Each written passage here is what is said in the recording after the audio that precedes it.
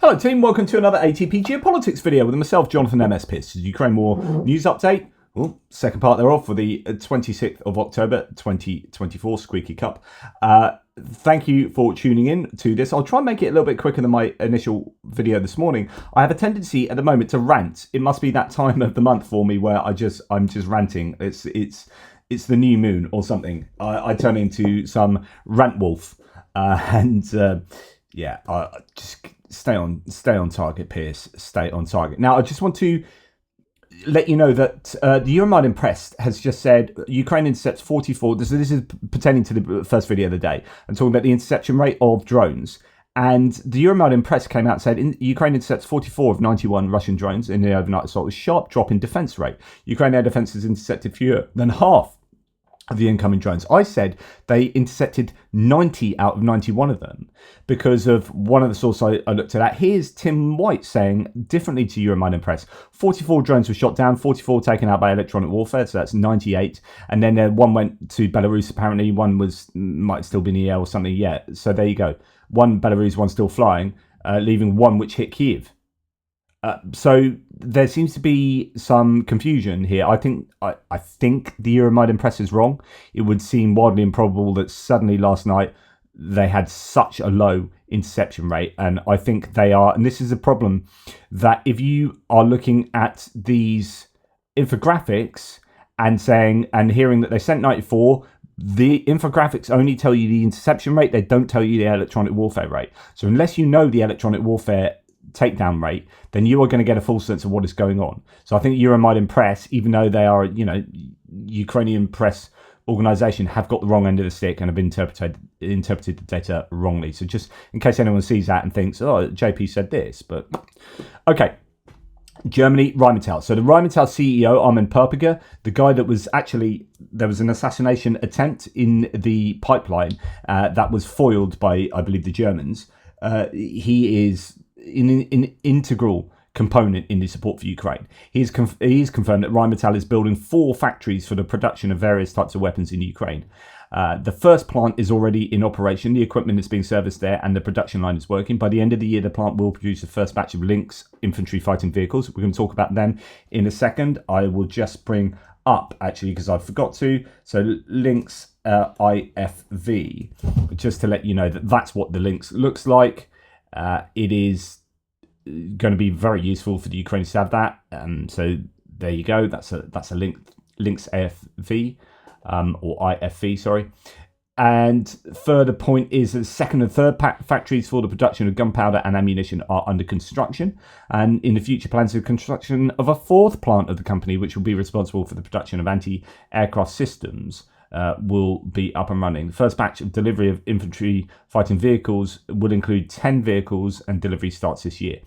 On that note, German aid to Ukraine has said, small update on the delivery of Lynx IFVs to Ukraine. In an interview with Welt am Sonntag, Rheinmetall CEO Perpiger once again confirmed that the first batch of Lynxes will include exactly 10 vehicles and delivery starts this year. While he puts Ukraine's total needs at 3,000 vehicles, he confirms once again that nothing has yet been decided regarding further deliveries. It is still unclear who will pay how much.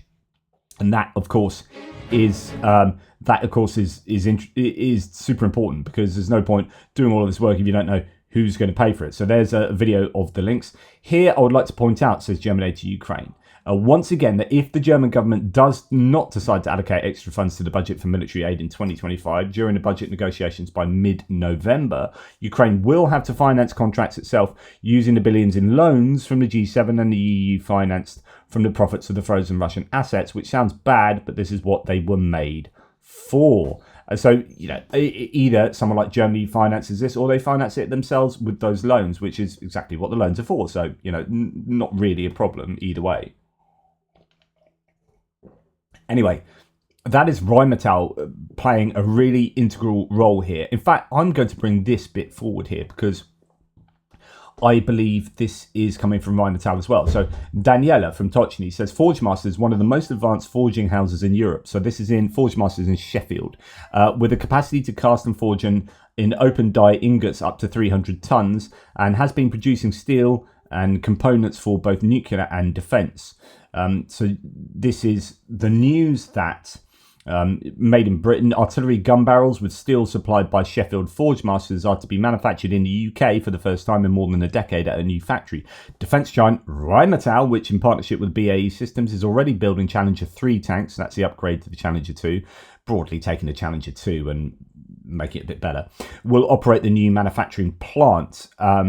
Makes Challenger 3 tanks and Boxer armoured vehicles for the British Army. That's what the new RCH 155, the remote controlled howitzer 155 that we and Germany are going to be. In fact, they will be provided to Ukraine as well, interestingly, going forward. But they're our new self-propelled howitzer to replace the AS-90. Anyway, they're produced at for the British Army at the Telford site. They'll operate the new manufacturing plant, Rheinmetall and BAE Systems. As part of the new Anglo-German Trinity House Agreement, Rheinmetall will build a factory in the UK, location to be confirmed, to produce barrels for artillery guns, with production set to commence in 2027. The investment is expected to support more than 400 jobs. This is all good news and is probably more in line with what Germany and UK need, as opposed to what Ukraine needs right now. Obviously 2027 is a good couple of years away, but we know that there are barrels, I think, being produced in the UK by Forgemasters actually for Ukraine, and so I assume this will be taking Ukraine's needs into account and global supply of barrels, etc., etc. Anyway, Rheinmetall is really important at the moment in terms of supporting Ukraine, that's for sure. Okay, now moving on, but not moving on too much. So some German news that you might think has something to do with Ukraine. I'm not sure it necessarily does, but it does concern the Taurus missile. So Fabian Hoffmann, breaking news last night, it's been just reported that the German Minister of Defense Boris Pistorius wants to procure up to 600 modernized Taurus Neo air-launched cruise missiles. The total cost is 2.1 billion euros.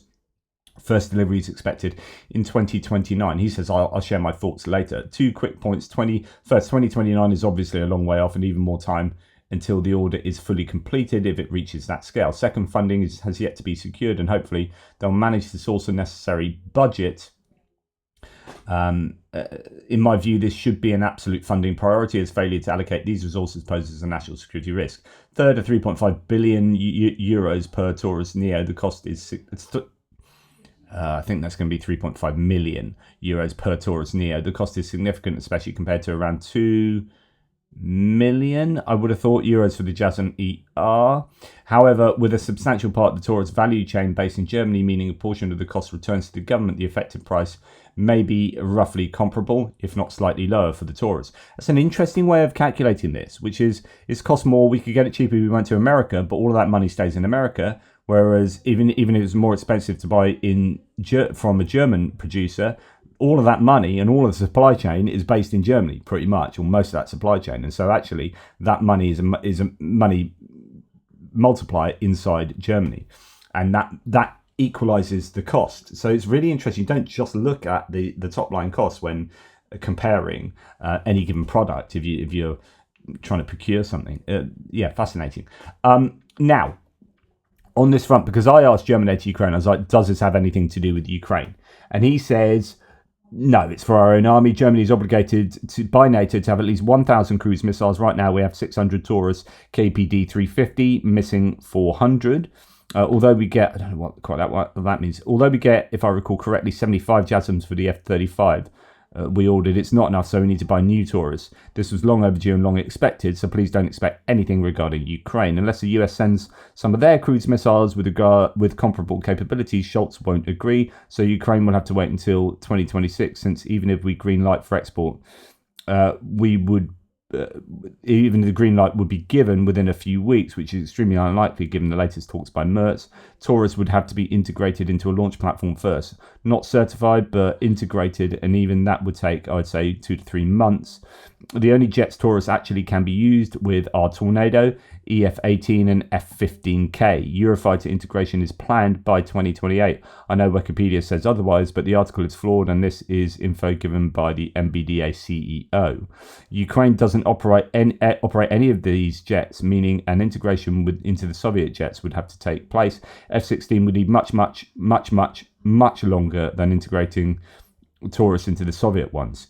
Interesting. So that might have something to do with why Taurus could be not so attractive for the Ukrainians, is that it would realistically have to go onto the Soviet era jets. They don't have so many of them, and it'd take quite a long time to integrate them. Although there was also talk that was overplayed a little bit, because actually they got Storm Shadow and Scalp EEGs on there quite easily. This is just a video of 3 Bogdana self-propelled howitzers. But why I'm showing you this is these are decent enough self-propelled howitzers that the Ukrainians are producing now. What was it, 12 plus a month of these? And I wonder what the self-propelled howitzer construction is like in Russia, because I wasn't aware that they had much howitzer production going on in Russia. And this could be a bit of an advantage Ukrainians have in terms of a sustainable self-propelled howitzer production in Ukraine. Then you get the infantry fighting vehicles coming online with the links from Rheinmetall's factory. Then you've got the APC supposedly coming online. That, just to remind you, you've got the Fuchs APC. Let's put that in here, Fuchs APC. Yeah, this is a German product as well, due to be produced inside Ukraine as well, developed by Rheinmetall too. So there is potential for Ukraine to have. This is why there's all this talk about piling money into the Ukrainian defense industry, because there is the argument that it will produce stuff in-house quicker and cheaper for Ukraine than ramping up facilities or ramping up production elsewhere for these vehicles. So things are, if you look at the long-term outlook for Ukraine, there are some real positives to draw from the situation. Here we have Czechia supporting the Ukrainians with demining equipment, thanks to a joint effort by Ukrainian and Czech volunteers, backing from the State Bureau of Investigation. A new Bozena 5 demining machine has been delivered to the Kharkiv region. So that's really good. Thank you, Czechia, there. And it seems like volunteers in Czechia as well. So that's absolutely fabulous. They need, goodness me, demining is going to be part of Ukrainian life for the next decades. If you think of places like Cambodia and places in Africa, places in Asia where they are still demining like 50 years after conflicts, this is going to be an ongoing problem. The amount of ordnance that both sides have thrown up. You've got cluster munitions thrown in, you've got anti-personnel mines by the gajillions. It is a real challenge for the Ukrainians. Interesting point, not necessarily to do with Ukraine, but this wider point that Ukraine allows countries to test things out. And there's a feedback loop that goes on. So when we are providing, as allied nations, US, UK, weaponry to Ukraine, there is the idea that we are helping them. There's that moral idea. There's the economic benefit to helping them, that you're providing jobs, tax income, and so all that money you're spending, like I was just talking about with Germany, if you're spending that in your own country, then you're generating economic stimulus, and that's really good. You're also helping your own strategic international geopolitical objectives be achieved. So you're helping Ukraine. There's no such thing as a free lunch. We're doing this because actually we want to do this and we need to do that in order for X, Y, and Z to take place internationally. And then, of course, it helps your own national security. It helps your own armed forces have the very best equipment they can by giving Ukraine stuff and then buying newer stuff for yourself. So you deplete your own old stockpiles or obsolete equipment and then fill them up with newer, better stuff. So it makes your own side better. But also there's this kind of R&D element. Here's a NASAMS air defense unit, and we're going to use these missiles, these AMRAAM missiles in them. And we haven't really used them in war, but here you go. And what you do is you get feedback from the Ukrainians. Oh, this works really well. This, you need to tinker with this. And then you tinker with that. It becomes better and better. And you're like, you have better provision for yourself because you're learning all the time from Ukraine. And then here's an added kind of side benefit, which is, right, we're going to provide this to Taiwan in an aid package of $2 billion arms package to Taiwan. In the whole Indo-Pacific region, we need to make sure that our objectives are being achieved there, and we are going to supply these air defense systems to Taiwan in the knowledge that they work in this context, and this is how you need to use them, this is what you do, and we've learnt that from Ukraine. So there's this feedback of information that you can then feed into whatever other theatre of war that you're assisting in or involved in, etc., etc. So there's all these reasons why all these different benefits you can see from aiding Ukraine that can end up manifesting themselves in these different contexts. Okay, we're going across to the assistance that Russia are getting. So Bloomberg are reporting that North Korea is to send a second batch of military personnel to Russia. It's reported that a total of 10,000 North Korean soldiers will arrive in Russia. The first group of 1,500 soldiers is already undergoing training in the Far East. Publication notes that Western countries cannot influence this, but can increase support for Ukraine and strengthen partnerships in the Pacific. And indeed, there's a New York Times article saying North Korean troops assemble in Russia's Kursk region, US officials say. So US now admitting this. We had John Kirby saying, well, not sure what the North Koreans are going to be used for. And then they've come out, I think yesterday, and formally said, yeah, they are in the Kursk region, or they will be used in the Kursk region. So it is, I think, becoming more and more evident what's going on with these troops, obviously. And that should force the US into doing something about that, I think, rather than be a little bit vague. And I think they want to be vague for as long as possible until this election is over. And as soon as the election's over, if Kamala Harris wins, then they can be much more, I think, overt about what they're going to do, because it's not going to interrupt or mess up their election campaign. Anyway, several thousand North Korean soldiers have arrived in Russia's western Kursk region, where they're expected to participate in the coming counteroffensive meant to dislodge the Ukrainian troops who have occupied a portion of the region since August. One Ukrainian and two American officials said on Friday. They've not yet entered the fight. It's not clear what role they'll play, the officials said, speaking on condition of anonymity. Whatever the role, the official said, any significant contingent of North Korean troops will allow Russia to keep more of its forces in the eastern Ukraine, where they can stay focused on seizing as much territory as possible. And this is the problem I was talking about. Like, people who dismiss the North Koreans, those soldiers, as like, oh, they'll be chewed up within a month, or so on and so forth. I think it's just really problematic, because these troops will allow the Russians to succeed more on the Eastern Front. That's 12,000 troops, 10,000 troops, whatever it is, that the Russians will not have to draw from elsewhere.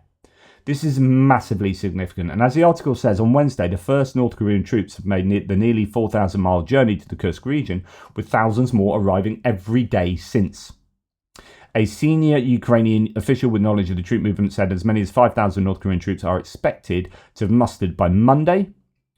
That's, pretty challenging. The troops, according to officials, are part of an elite unit of the Korean People's Army.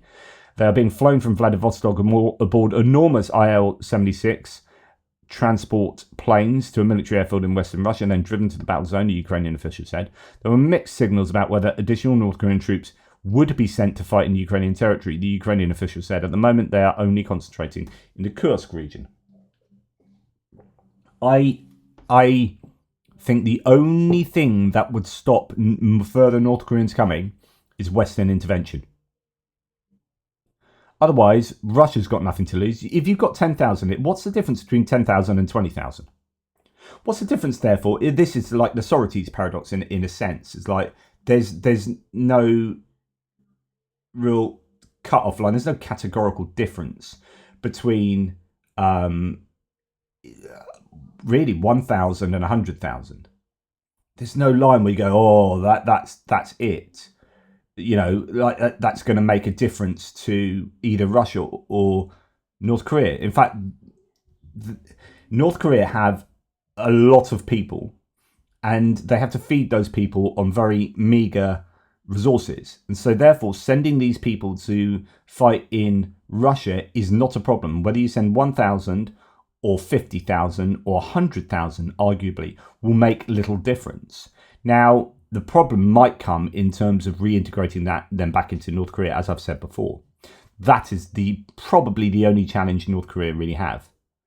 Because I doubt they're going to care all that much for those people. They'll be getting what they need from Russia in return. Energy or technology or any kind of like economic assistance, whatever it is. Russia get all of these people that won't be dead Russians. They'll be dead North Koreans. So the advantage is huge to the Russians. Each North Korean that dies, that's not their problem. They don't have to pay compensation. They don't have to explain that to their Russian families. People are underplaying the challenge of these North Korean troops that they present. It's an absolute boon for the Russians to be using North Korean troops to do their grunt work.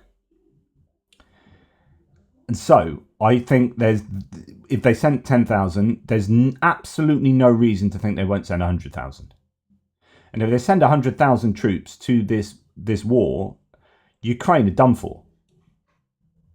Ukraine cannot fight the mass of Russia.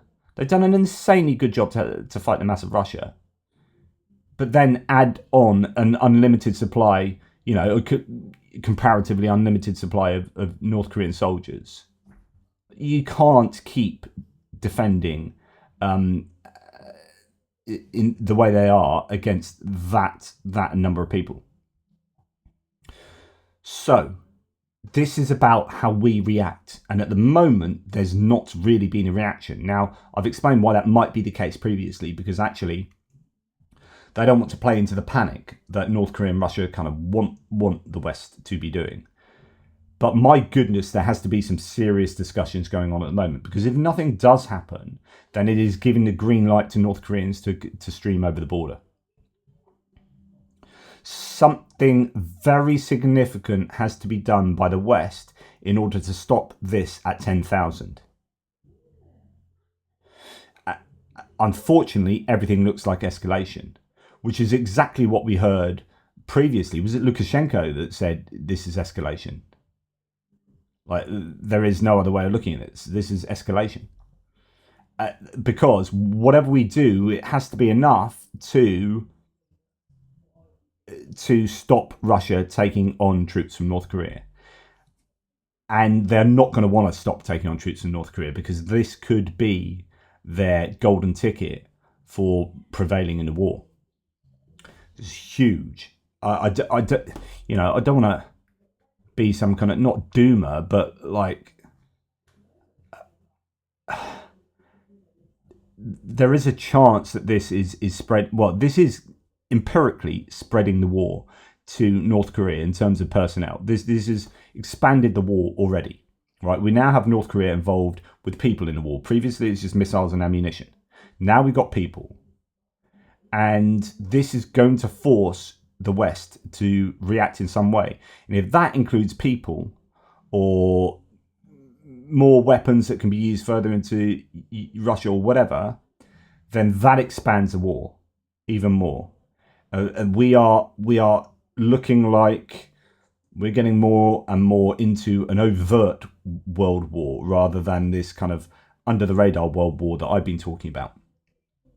Like a conventional world war that is involving more and more countries, much more overtly on the front line. I don't know. Like, am I warranted in being as worried as this? Like, what is stopping Russia and North Korea sending 100,000 rather than 10,000 troops? At the moment, there's nothing stopping that happening, and both sides benefit. Let me know what you think. Take care, and I'll speak to you soon.